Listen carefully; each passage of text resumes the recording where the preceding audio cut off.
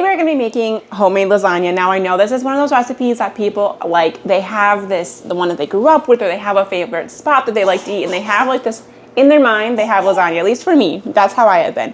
It took me a long time to kind of piecemeal this recipe together to finally find the lasagna that I really love. I can't say this is completely authentic because I'm not Italian, I don't have Italian heritage, but I like to think I'm a pretty good cook, and I would love to show you how I make lasagna for my family. By the way, if you are new here, my name is Lauren. I am a homemaker, a homesteader, and I love just sharing my recipes with what I'd make for my family here on YouTube. So if that sounds good to you, go ahead and hit that subscribe button. And also, if this video is helpful or you just enjoyed watching it, go ahead and hit that like button too. It helps other people on YouTube know that this was a good video and then you found it helpful and enjoyable. So with that, we're gonna go ahead and get started. The first thing that you're going to want to do when you're starting to prep for lasagna is to make your bolognese. Now, I like to cut my veggies very small for my bolognese, so I'm starting off with my carrots and I am slicing them halfways and then long ways, and then I'm going to cut them into small cubes. And as you can see, they are pretty small because we don't want to really feel them when we're eating our lasagna, but we want to have the taste of them and to kind of help cut the acidity of the bolognese. And then we're going to do the same thing with the celery. Now we're making the celery because we're basically making like a mirepoix in the base of the bolognese. And again, I am chopping these super small so that you don't feel them when you're eating them, but you definitely taste them. And same thing with the onion. I am going to make it really tiny, like nice diced. And I'm just going to set that to the side. The last thing that I'm going to do is some garlic. Now, I love garlic. There is no such thing as too much garlic to me. And so I did an entire head of garlic. And I absolutely love this tool. I cannot believe I haven't gotten it sooner. It's super cheap. Like I think I paid $5 for it. And I no longer dread doing garlic because it makes it so much easier. Now, don't forget to set aside your veggie scraps because you can save them to make bone or veggie broth later on. I just throw mine in the freezer, and once the bag is full, I'll go ahead and make a pot of stock. Now, once you have all your veggies chopped, you're going to go ahead and start the stove, and you're going to put some olive oil and all of your veggies in there. You're going to have it saute for a couple minutes. We don't really need it to be completely softened, just enough to cook. Go ahead and add your garlic at the last moment.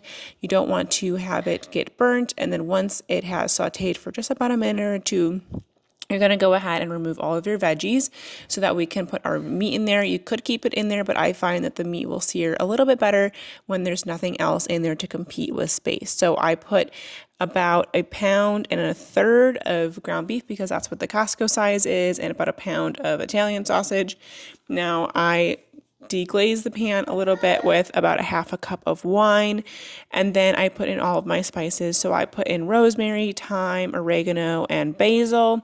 You can definitely put in different proportions based on what you like with your seasonings. I'll make sure to throw it down in the recipe below so you don't have to kind of watch everything that I'm doing here.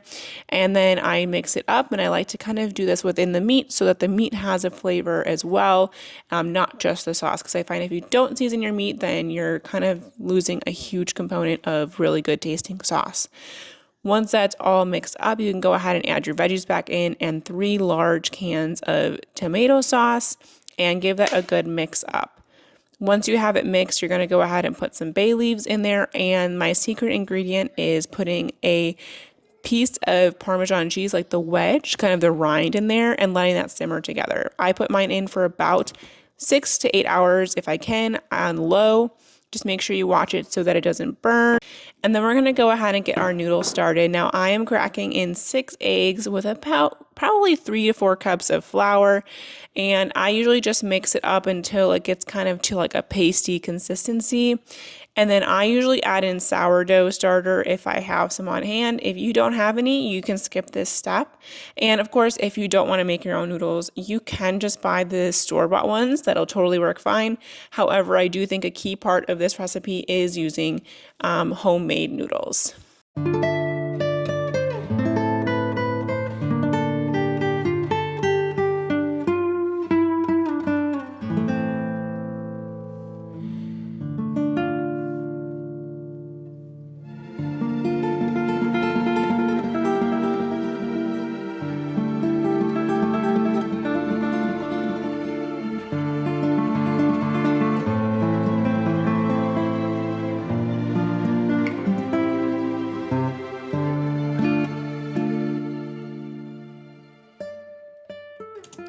The next thing you're going to want to prep is your bechamel sauce. So I do equal parts butter and flour. So 1 stick of butter and about half a cup of flour. Mix that up and make it into a roux. You're going to want to cook it for about 2 to 3 minutes to get that flour taste out, and just make sure that it is well incorporated. Then you're going to want to slowly add in your milk to make a very even, creamy sauce. If you add it all at one time, it's going to end up being a little bit lumpy.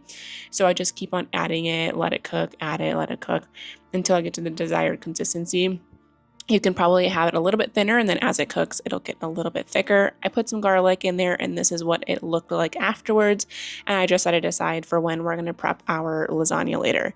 So after a little while, this was about 4 hours or so of letting the noodles rest, or the noodle dough really. I started to kind of piece it off into sections and roll it out. I don't have a pasta machine. I used to, but honestly, I have found that rolling it out is just as convenient, if not more convenient. I might get one as our third one arrives, just because I think I'm going to run out of hands, especially with my husband deployed. However, I just want you to know that you can definitely do this by hand. You don't have to have any crazy machinery. I always just use my roller, and it works just fine. So that really rolled up really quickly. I'm going to do 3 layers and we'll be ready to assemble. I'm also just shredding up some cheese. This has been like one of the best gifts I've gotten all year. I can't believe I've lived without an automatic cheese shredder for like my entire life, because I hate shredding cheese. It's so worth it. However, it is such a pain, and having this machinery has just made such a huge difference. This is what the bolognese look like after it was sitting for about 6 to 8 hours, and it looks so delicious. So we are going to coat the bottom of our cast iron pan with a little bit of sauce so that our noodles don't stick. We're going to put a layer of noodles, and then we are going to just layer a bunch of sauce with the meat sauce, the bolognese, and then a few ladles of the bechamel sauce. And we're just going to keep doing that until we've done 3 layers and we have a final layer of meat sauce and the bechamel sauce on top.